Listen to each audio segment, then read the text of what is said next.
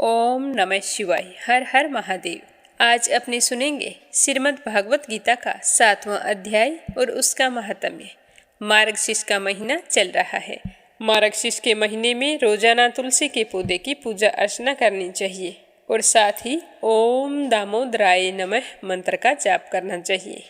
माना जाता है कि ऐसा करने से अन्न और धन के भंडार भरे रहते हैं, क्योंकि श्री हरि विष्णु को तुलसी बहुत ही प्रिय है। अगर उनके भोग में तुलसी के पत्ते शामिल नहीं किए जाए तो पूजा अधूरी ही मानी जाती है। इस पौधे में धन की देवी माँ लक्ष्मी का वास माना जाता है और भगवान श्री कृष्ण श्री हरि विष्णु के ही अवतार हैं।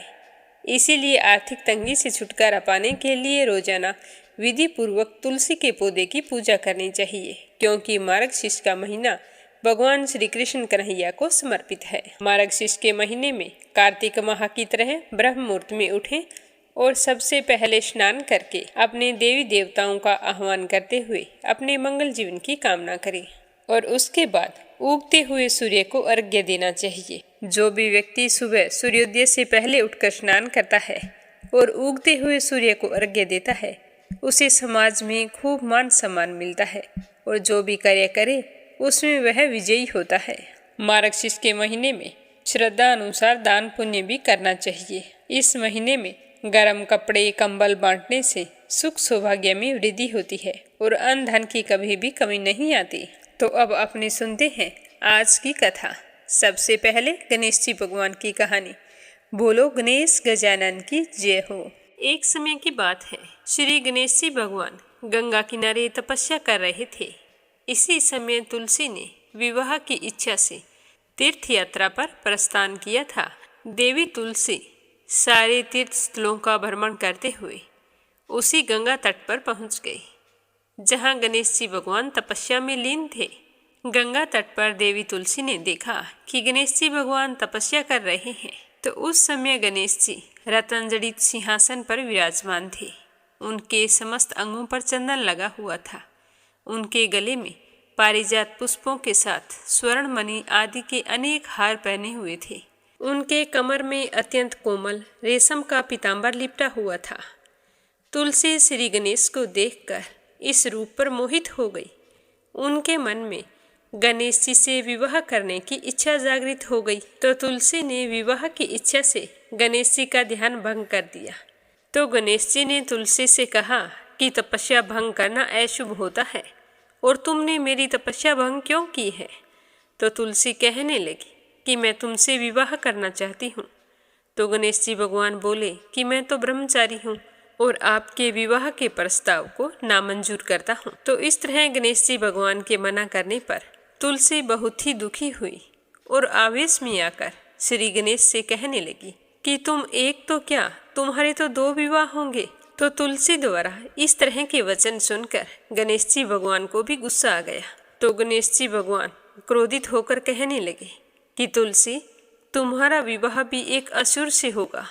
एक राक्षस की पत्नी होने का श्राप सुनकर तुलसी ने श्री गणेश से माफी मांगी। तब गणेश जी भगवान ने तुलसी से कहा कि तुम्हारा विवाह शंखचूड़ नामक राक्षस से होगा, किंतु फिर भी तुम भगवान विष्णु और श्री कृष्ण को प्रिय होने के साथ साथ कलयुग में जगत के लिए जीवन और मोक्ष देने वाली होगी। पर मेरी पूजा में तुलसी चढ़ाना अशुभ होगा। तभी से कहा जाता है कि भगवान श्री गणेश जी की पूजा में तुलसी वर्जित होती है। अब अगली कहानी अपनी सुनेंगे देव ऋषि नारद और श्री कृष्ण भगवान की। एक समय की बात है कि देव ऋषि नारद नारायण नारायण करते हुए द्वारिकाधीश के दरबार में पहुंच गए। उन्हें देखकर श्री कृष्ण बहुत ही प्रसन्न हुए और कहने लगे कि देव ऋषि, आपका द्वारिका में खूब स्वागत है। तो देव ऋषि नारद झुककर बोले कि प्रभु, आपको भी प्रणाम। तो श्री कृष्ण भगवान कहने लगे कि किस कारण से आपका आगमन हुआ है? तो देव ऋषि नारद कहने लगे कि प्रभु, एक सवाल मेरे मन को परेशान कर रहा है कि ये माया क्या है? तो श्री कृष्ण भगवान मुस्कुराए और कहने लगे कि माया के बारे में हम विस्तार से चर्चा करेंगे। अभी तो मैं टहलने जा रहा हूँ, क्या आप भी मेरे साथ चलेंगे? तो नारद जी बोले कि अवश्य प्रभु, जहाँ आप जाओगे मैं आपके साथ चलूँगा। तो दोनों दरबार से निकले और द्वारिका नगरी से बाहर आ गए। नारद जी पूछने लगे कि प्रभु हम कहाँ जा रहे हैं? तो श्री कृष्ण भगवान कहने लगे कि बस ऐसा ही, मैंने सोचा कि थोड़ा घूम आते हैं। तो इस तरह बातें करते हुए दोनों चलने लगे। चलते चलते दोनों वीरान रेगिस्तान में पहुंच गए। वहां बहुत ही चिलचिलाती तेज गर्मी थी, पर भगवान श्री कृष्ण तो रुकने का नाम नहीं ले रहे थे। देव ऋषि नारद की हालत खराब हो रही थी, लेकिन वे कुछ बोल भी नहीं सकते थे।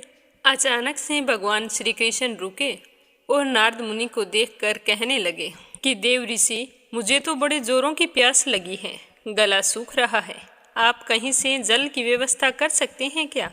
तो श्री कृष्ण की बात सुनकर नारद जी कहने लगे कि अवश्य प्रभु, मैं अभी आपके लिए जल लेकर आता हूँ। तो ऐसा कहकर देव ऋषि नारद जल ढूंढने निकल गए। ढूंढते गए रेगिस्तान में भला जल आसानी से कहाँ मिलता है। तभी नारद जी को कहीं दूर पक्षियों के चहकने की आवाज सुनाई दी। तो पक्षियों की आवाज सुनकर नारद मुनि सोचने लगे कि जरूर वहां पर पानी होगा। तो वो उसी दिशा में चलते गए जिस ओर से पक्षियों की आवाजें आ रही थी। तभी उन्हें एक सरोवर दिखाई दिया, तो वो तेजी से उसकी ओर बढ़े। जब वहां थोड़ा करीब गए तो देखा कि उस जलाशय के पास एक छोटी सी बस्ती भी है। तो देखकर वे बड़े ही प्रसन्न हुए कि प्रभु के लिए अब तो जल की व्यवस्था हो जाएगी। तो जैसे ही वो गांव में पहुंचे तो देखा कि सामने एक कुआं था और एक बड़ी ही आकर्षक स्त्री कुएं से पानी भर रही थी। तो नारद जी तो उसे देखते ही मोहित हो गए। उनके पास गए और कहने लगे कि देवी, बहुत प्यास लगी है, थोड़ा सा जल मिलेगा क्या? तो उस नारी ने मुस्कुराकर देव ऋषि की ओर देखा और कहा कि अवश्य मिलेगा। उस स्त्री ने देव ऋषि नारद को पानी पिलाया। नारद मुनि पानी पीते समय भी बार बार उसे ही देखते जा रहे थे और बड़े ही मोहित हो रहे थे। अंततः नारद जी की प्यास बुझ गई। उन्होंने उससे पूछा कि देवी, आपके पिताजी कहाँ हैं? तो वो कहने लगी कि घर पर हैं।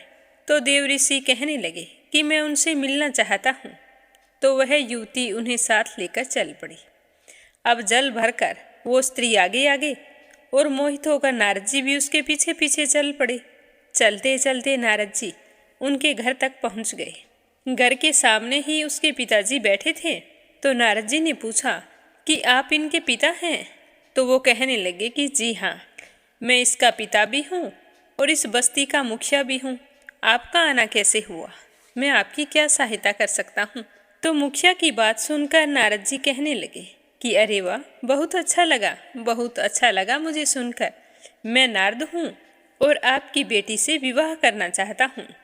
तो देव ऋषि की बात सुनकर लड़की के पिताजी ने देव ऋषि को ऊपर से नीचे तक ध्यान से देखा और सोचने लगे कि रंग रूप तो ठीक है, कद काठी भी अच्छी है, चेहरे पर भी तेज है, स्पष्ट है कि ये विद्वान है। तो मेरी पुत्री के लिए इससे योग्य वर और कहाँ मिल सकता है। यह सोचकर मुखिया ने कहा कि मैं मेरी बेटी का विवाह तो आपसे कर सकता हूँ, परंतु एक मेरी शर्त है। तो नारद जी कहने लगे कि आपकी क्या शर्त है? मुझे तो आपकी हर शर्त मंजूर है। तो कन्या का पिता कहने लगा कि मेरी शर्त ये है कि विवाह के पश्चात तुम्हें घर जवाई बनकर मेरे साथ ही रहना पड़ेगा और मेरे मरने के बाद इस गांव के मुखिया बनकर इस गांव की देखभाल भी करनी होगी और लोगों की रक्षा भी करेंगे। तो नारद जी तो उस कन्या से ऐसे मोहित हो गए थे कि उन्होंने हर शर्त के लिए हाँ कर दी और खुशी खुशी उस कन्या के पिता ने नारद जी का विवाह अपनी बेटी से करवा दिया। अब नारद जी वहीं रहने लगे। शादी को काफ़ी समय बीत गया। खेती करने लगे, घर गृहस्थी संभालने लगे, घर का सारा कार्यभार संभाल लिया। इसी बीच में नारद जी के बच्चे भी हो गए। समय बीतता गया। एक दिन कन्या के पिताजी का देहांत हो गया, जिससे पूरा गांव व्याकुल हो उठा। उनका दाह संस्कार करने के पश्चात नारद जी उस गांव के मुखिया बन गए और सबकी देखभाल करने लगे। जीवन में बड़े ही खुश थे, पूरे गृहस्थ बन गए थे। तो एक दिन की बात है कि अचानक से उस गांव में बड़ी भीषण बाढ़ आ गई। सारे घर डूब गए। नारद जी अपनी पत्नी और बच्चों को लेकर एक नाव में किसी तरह बचकर निकलने लगे, मगर जल की धारा इतनी तेज थी कि उनकी नाव ही पलट गई। उन्होंने अपने परिवार को बचाने का बड़ा प्रयास किया, मगर एक एक करके सब दूर होते गए। और नारद जी एक तेज बहाव के साथ बहकर किसी तरह किनारे पर पहुंचे। तब उन्हें सुध आई तो वो जोर जोर से रोने लगे कि हाय मेरी पत्नी, मेरे बच्चे, हाय मेरी पत्नी, मेरे बच्चे, मेरा सारा धन कहाँ चला गया। हे प्रभु, मेरे साथ ये क्या हुआ? ऐसा नहीं होना चाहिए था। मैं इतना सुखी था अपने जीवन में, आपने ऐसा क्यों कर दिया मेरे साथ। तभी नारद मुनि को अचानक किसी की आवाज़ सुनाई दी कि नारद, नारद। देवऋषि नारद क्या कर रहे हैं? आप वहाँ इस तरह खड़े होकर रो क्यों रहे हैं? यहाँ आइए, प्यास से मेरा गला सूखा जा रहा है। कितनी देर लगा दी, जल लेकर नहीं आए? कब गए थे पानी लेने के लिए? यहाँ आओ मेरे पास, क्या बात है मुझे बताओ। तो देव ऋषि को अब भान हुआ कि श्री कृष्ण मुझे आवाज़ दे रहे हैं, तो आवाज़ वाली दिशा में बढ़े। थोड़ी दूर चलने के बाद वो श्री कृष्ण के पास पहुँच गए तो भगवान श्री कृष्ण मुस्कुरा रहे थे और नारद जी को देखते ही कहने लगे कि नारद, आप तो मेरे लिए जल लेने गए थे, किंतु गायब कहाँ हो गए और जल कहाँ है? तो नारद जी रोते रोते बोले कि प्रभु, मेरी पत्नी, मेरे बच्चे और मेरा सारा कमाया हुआ धन बाढ़ में बह गया। कृपया करके उनकी रक्षा कीजिए। मुझे मेरी पत्नी और बच्चे बहुत ही प्रिय हैं। अब मैं उनके बिना जीवित कैसे रहूँगा। तो श्री कृष्ण भगवान कहने लगे कि देवऋषि नारद, होश में आइए। आपको हो क्या गया है? आपका विवाह कहाँ हुआ था और आपके बच्चे कब हो गए? अरे प्रभु, अभी तो गया था मैं उधर, वहीं मेरा विवाह हुआ था और बच्चे भी हो गए। तो श्री कृष्ण भगवान हंसने लगे और कहने लगे कि देवऋषि, इसी को माया कहते हैं। आप मुझसे दूर होकर माया के जाल में फंस गए थे। मैं आपको कितना भी समझाता, आप इस तरह से नहीं समझ पाते। जिस तरह आज समझ कर आए हैं, यही माया है, यही माया का पास है। चलो अब वापिस द्वारिका चलते हैं। तो देव ऋषि नारद को सब कुछ समझ आ गया था और वो सर झुकाकर भगवान श्री कृष्ण के पीछे पीछे द्वारिका की ओर चल पड़े। ये जीवन सब मोह माया है, इसके अंदर हमें मोह माया को छोड़कर अच्छे कर्म करने चाहिए। बोलो कान्हा जी की जय हो। अब अपने सुनते हैं श्रीमद् भागवत गीता का 7वां अध्याय और उसका महात्म्य। श्रद्धा भाव से सुनते रहिए। बोलो श्री कृष्ण कन्हैया की जय हो। श्री कृष्ण भगवान कहने लगे कि हे पार्थ, मुझ में मन लगाकर मेरे ही आश्रय होकर योगाभ्यास करते हुए मेरे स्वरूप का संशय रहित पूर्ण ज्ञान होगा। सो ध्यानपूर्वक सुनो।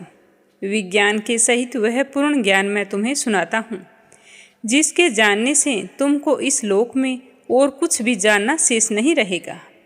सहस्त्रों मनुष्यों में कोई एक सिद्धि प्राप्ति के लिए यत्न करता है और उन यत्न करने वाले सिद्धों में से भी कोई मुझे ठीक से जान नहीं पाता। पृथ्वी, जल, अग्नि, वायु, आकाश, मन, बुद्धि और अहंकार, यह 8 प्रकार की मेरी प्रकृति है। ये मेरी ही माया है। इस प्रकृति को जड़ कहते हैं। और हे महाबाहो, इसकी दूसरी प्रकृति है चेतना, जिससे संपूर्ण जगत धारण किया है। इन्हीं दोनों प्रकृतियों से सब प्राणी मात्र उत्पन्न होते हैं, ऐसा जानो। यह प्रकृतियाँ हम ही से उत्पन्न हुई है और हर प्रकृति जगत की उत्पत्ति और प्रलय का कारण मैं ही हूँ। हे धनंजय, धागों में जिस प्रकार मणि पिरोई जाती है, उसी भांति यह संसार मुझ में गुथा हुआ है।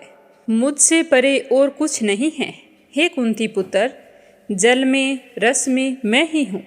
चंद्रमा, सूर्य और प्रभा मैं ही हूँ।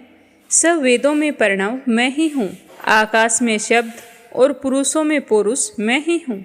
हे अर्जुन, पृथ्वी में जो सुगंध है तथा अग्नि में तेज है, वो भी मैं ही हूँ। सब प्राणियों के जीवन में और तपस्वियों के तप में मैं ही हूँ। हे पार्थ, संपूर्ण प्राणियों में सनातन बीज रूप मुझको ही जानना। बुद्धिमानों में बुद्धि रूप और तेजस्वियों में तेज मैं ही हूँ। हे भारत, काम और रोग रहित बलवान पुरुषों में बल और पुरुषों में धर्म के विरुद्ध जाने वाला काम मैं ही हूँ।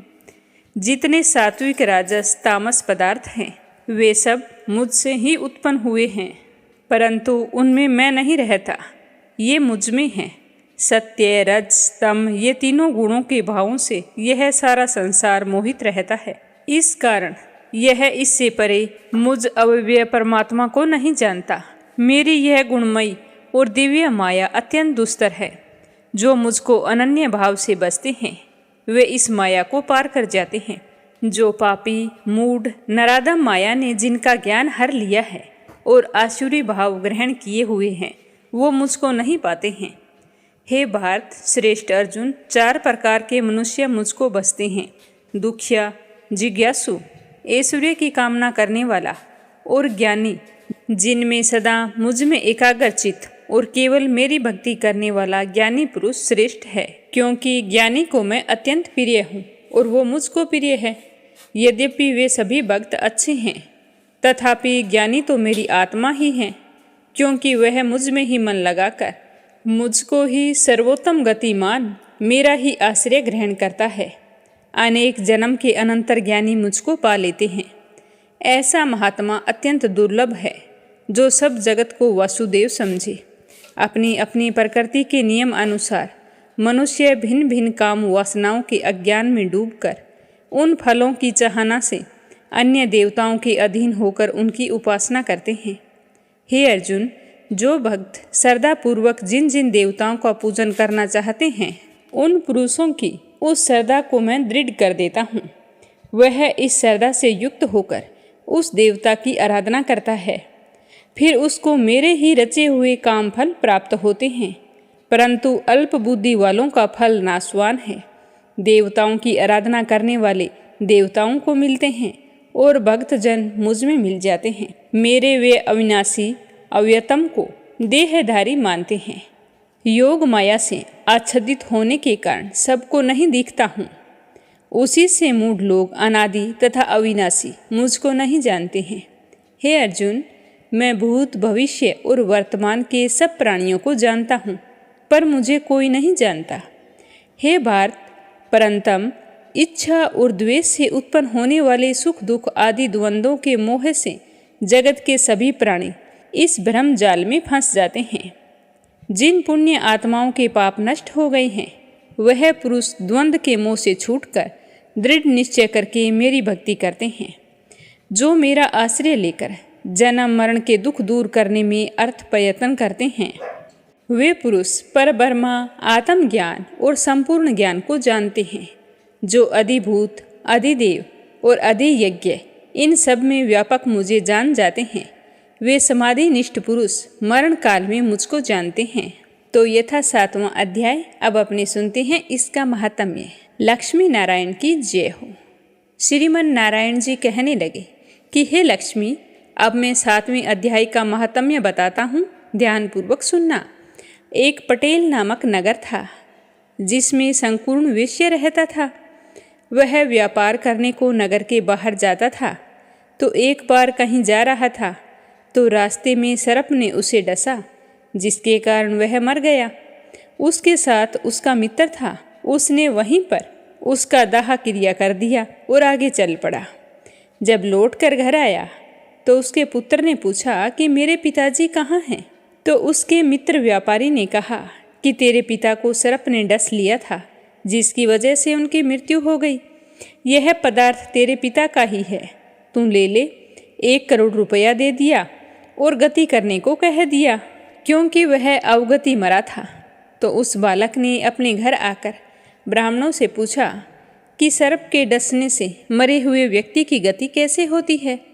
तो पंडितों ने कहा कि नारायण बलि करवाओ, उड़द के आटे का पुतला बनाओ, चुनिया चढ़ाओ। जैसी विधि पंडितों ने कही वैसे ही करके बड़ा यज्ञ किया। बहुत ब्राह्मण जिमाए, श्राद्ध पिंडल पतल करवाए। बाकी द्रव्य जो बचा चारों भाइयों ने आपस में बांट लिया। एक पुत्र ने कहा, जिस सर्प ने मेरे पिता को काटा है मैं उसको मारूंगा तो जरूर।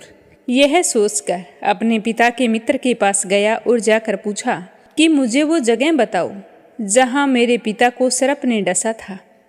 तो व्यापारी मित्र ने कहा कि बेटा, मैं वह जगह क्यों बताऊं तुम्हें वहाँ लेकर ही चलता हूँ, तुम चलो मेरे साथ। यह कहकर व्यापारी मित्र अपने दोस्त के बेटे को लेकर चल पड़ा। वहाँ गए तो देखा कि वहाँ एक सांप की बांबी थी, जिसे वह वेश्या का पुत्र खोदने लगा। तो वहाँ से एक सर्प निकल आया और कहने लगा कि तू कौन है और मेरे घर को क्यों खोद रहा है। तो उस बालक ने कहा कि मैं शंकुकर्ण का पुत्र हूँ। जिस सर्प ने मेरे पिता को मारा है मैं उसको मारूंगा। तब सर्प ने कहा कि हे पुत्र, मैं तेरा पिता हूँ, तू मुझे इस अधम देह से छुड़ा और मुझे मत मार। यह मेरा पूर्व जन्म का कर्म था, सो मैंने भोगा है। मरने के बाद मैंने सर्प की योनि पाई है। तब पुत्र ने कहा कि हे पिताजी, कोई यत्न बताओ जिससे तुम्हारा उद्धार हो जाए। तो उसके सर्प पिता ने कहा कि हे पुत्र, किसी गीता पाठी ब्राह्मण को घर में भोजन करवा के उसकी सेवा कर, उसके आशीर्वाद से मेरा कल्याण हो जाएगा। तब उस बालक ने अपने घर और नगर में जितने भी गीता का पाठ करने वाले पंडित थे उन सबको बुलाकर गीता जी के 7वें अध्याय का पाठ करवाया और बड़े ही श्रद्धा भाव से उन्हें भोजन कराया। तब उन साधुओं ने उस बालक को आशीर्वाद दिया और कहा कि तुम्हारे पिताजी तत्काल अधम देह से छूटकर देवदेही प्राप्त करें। तो उनका आशीर्वाद मिलते ही उस लड़के के पिताजी अधम देह से छूटकर देवदेही पाई और विमान पर चढ़कर आकाश मार्ग को चले गए और जाते हुए अपने पुत्र का धन्यवाद करते गए। अपने पिता के आशीर्वाद से वह सर्व सुखी हो गया। हे लक्ष्मी, यह 7वें अध्याय का महात्म्य है। जो भी इसे श्रद्धा भाव से सुनता है उसके पितरों को नरक से मुक्ति मिलती है। तो यह था गीता जी का 7वां अध्याय और उसका महात्म्य। अब एक कहानी अपनी सुनते हैं राधा रानी की। बोलो राधा रानी की जय हो। एक समय की बात है, बरसाने में एक संत रहा करते थे जो हर रोज सुबह उठकर यमुना जी में स्नान करके राधा जी के दर्शन करने जाया करते थे। उनके रोजाना का यह नियम था, जब तक राधा रानी के दर्शन नहीं कर लेते तब तक जल भी ग्रहण नहीं करते थे। दर्शन करते करते कई साल बीत गए। समय बीतता गया पर संत जी ने अपना नियम नहीं छोड़ा। ऐसा करते करते वो 80 वर्ष के हो गए। एक दिन सुबह जल्दी उठे और हमेशा की तरह यमुना में स्नान किया और राधा रानी के दर्शन को चले गए। जैसे ही मंदिर के पट खुले और राधा रानी के दर्शन करने लगे तो दर्शन करते समय संत के मन में भाव आया कि मुझे राधा रानी के दर्शन करते हुए आज 80 वर्ष हो गए हैं, लेकिन मैंने आज तक राधा रानी को कोई भी वस्त्र नहीं चढ़ाया। लोग तो राधा रानी के लिए कोई नारियल लाता है, कोई चुनरी लाता है, कोई चूड़ी लाता है, कोई बिंदी लेकर आता है, कोई लहंगा चुनरी लेकर आता है। मैंने तो कुछ भी नहीं चढ़ाया। जब सारे लोग मेरी राधा रानी के लिए कुछ ना कुछ लाते हैं तो मैं भी अपनी राधा रानी के लिए ज़रूर कुछ लेकर आऊँगा, लेकिन क्या लेकर आऊँ जिससे राधा रानी खुश हो जाए। यह सोचकर संत जी अपनी कुटिया में आ गई। सारी रात सोचते सोचते गुजार दी। सुबह जल्दी उठे, उठकर स्नान किया और आज अपनी कुटिया में ही राधा रानी के दर्शन और पूजा कर ली। बाद में बाजार चले गए और सबसे सुंदर लहंगा और चुनरी का कपड़ा ले आए और अपनी कुटिया में आकर अपने ही हाथों से लहंगा चुनरी को सीलने लगे। सुंदर से सुंदर उसे सीला और फिर उसमें गोटा लगाया। जब पूरी तरह से लहंगा चुनरी तैयार हो गया तो मन में सोचने लगे कि इस लहंगे चुन्नी को पहनकर राधा रानी तो बहुत ही सुंदर लगेगी।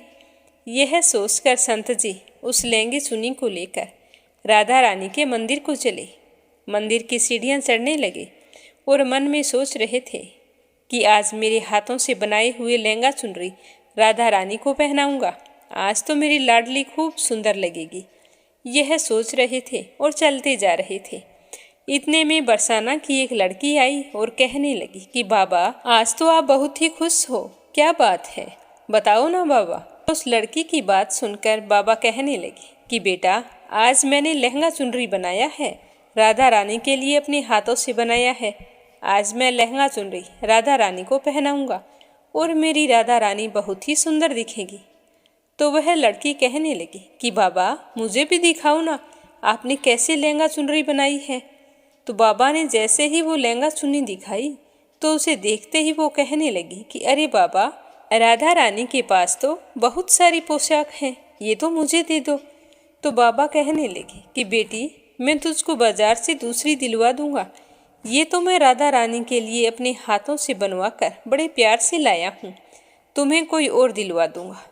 लेकिन उस छोटी सी बालिका ने बाबा का दुपट्टा पकड़ लिया और बार बार कहने लगी कि बाबा ये तो मुझे दे दो। पर बाबा भी अपनी जिद पर अड़े थे कि तुम्हें दूसरी दिलवा दूंगा, पर ये नहीं दूंगा।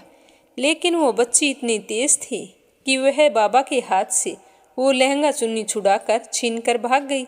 अब तो बाबा को बहुत ही दुख हो रहा था कि मैंने आज तक राधा रानी को कुछ नहीं चढ़ाया। जब आज लेकर आया हूँ तो वो कन्या लेकर भाग गई। मेरा तो जीवन ही खराब है, अब मैं क्या करूं?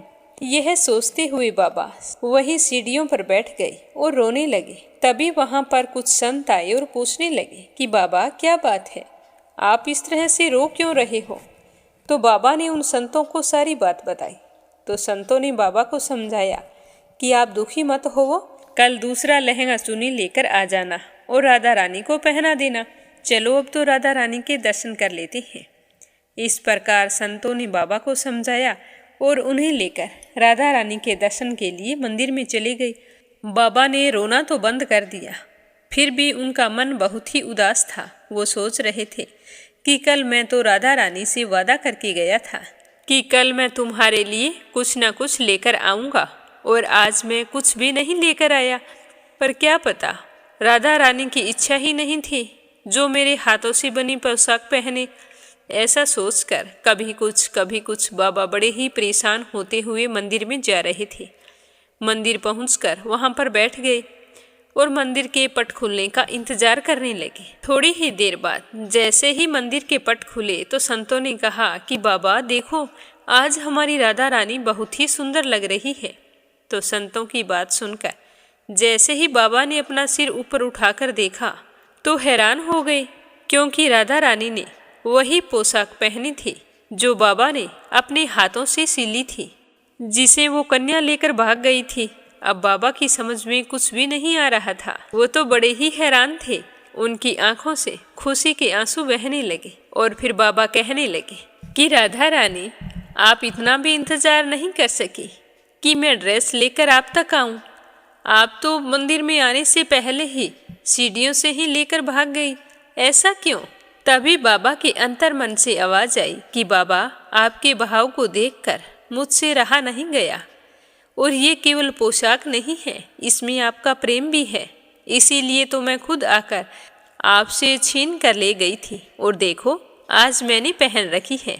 बताओ मैं कैसी लग रही हूँ? तो यह सुनते ही बाबा तो भाव विभोर हो गए और गाने लगे कि मेरी विनती यही है राधा रानी, अपनी कृपा बरसाए रखना। हे महारानी, कृपा बरसाए रखना। हे राधा रानी, अपनी कृपा बरसाए रखना। मुझे तेरा ही सहारा महारानी, चरणों से लिपटाए रखना। कृपा बरसाए रखना। हे महारानी, कृपा बरसाए रखना। बोलो राधा रानी की जय हो। अब अपने सुनते हैं लपसी और तपसी की कहानी। लपसी तपसी की जय हो। प्राचीन समय की बात है।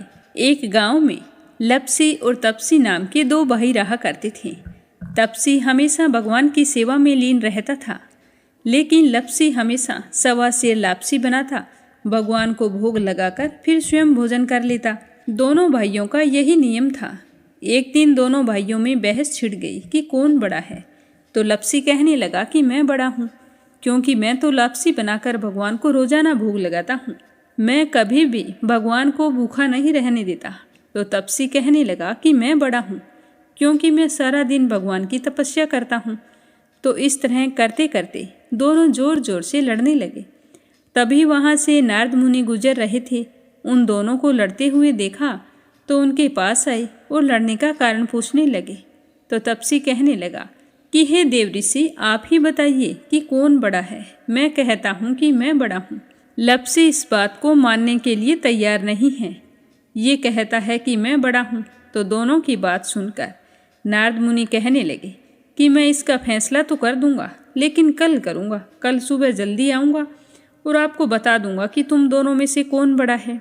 तो अगली सुबह तपसी रोजाना की तरह नहा धोकर पूजा करने के लिए जा रहा था। तो रास्ते में उसे 1.25 करोड़ की एक अंगूठी मिली, जो नारद जी ने उसके आगे फेंकी थी।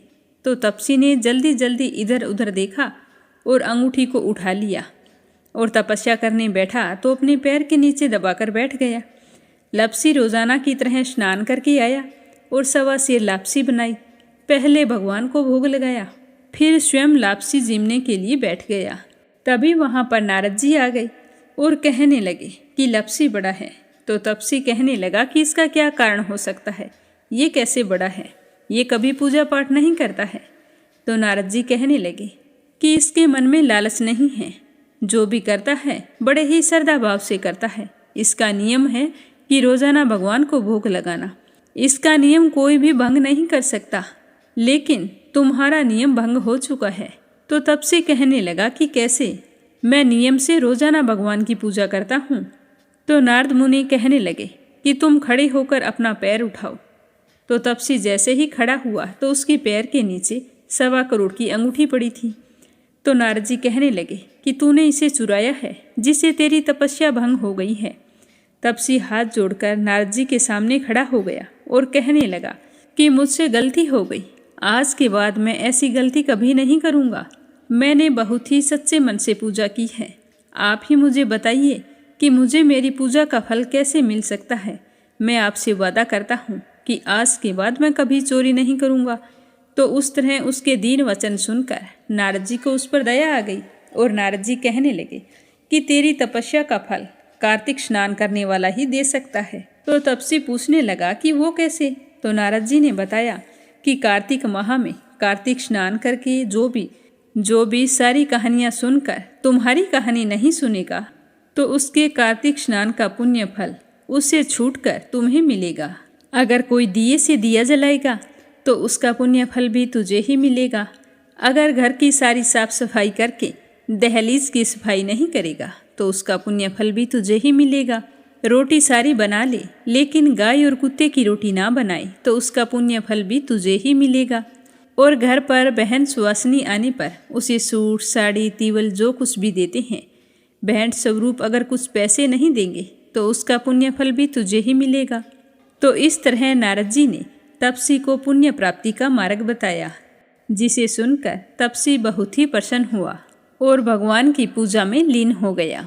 तभी से कहा जाता है कि हर व्रत कथा और कहानी के बाद में लापसी तपसी की कहानी जरूर सुननी चाहिए। इस कहानी को सुने बिना हमें चाहे कार्तिक का महीना हो या वैशाख का महीना हो, हमें उसके स्नान का पुण्य फल नहीं मिलता है। जब कहानी समाप्त हो जाती है तो इस तरह से कहना चाहिए कि लापसी का फल लापसी को मिले, तपसी का फल तपसी को मिले। हमारी कहानी का, हमारे पूजा पाठ और हमारे व्रत का पुण्य फल हमें मिले। तो आज का अध्याय समाप्त हुआ। कल फिर मिलेंगे अगले अध्याय के साथ। उम्मीद करती हूँ कि आपको गीता जी का अध्याय जरूर पसंद आया होगा। तो मीरा भक्ति स्टोरी चैनल को सब्सक्राइब जरूर करें और इस वीडियो को ज़्यादा से ज़्यादा अपने मित्रगणों में, रिश्तेदारों में शेयर करें। कान्हा जी आपकी सारी मनोकामनाएं पूर्ण करें। कल फिर मिलेंगे अगले अध्याय के साथ। आप सभी की मंगल कामना के साथ ओम नमः शिवाय। हर हर महादेव।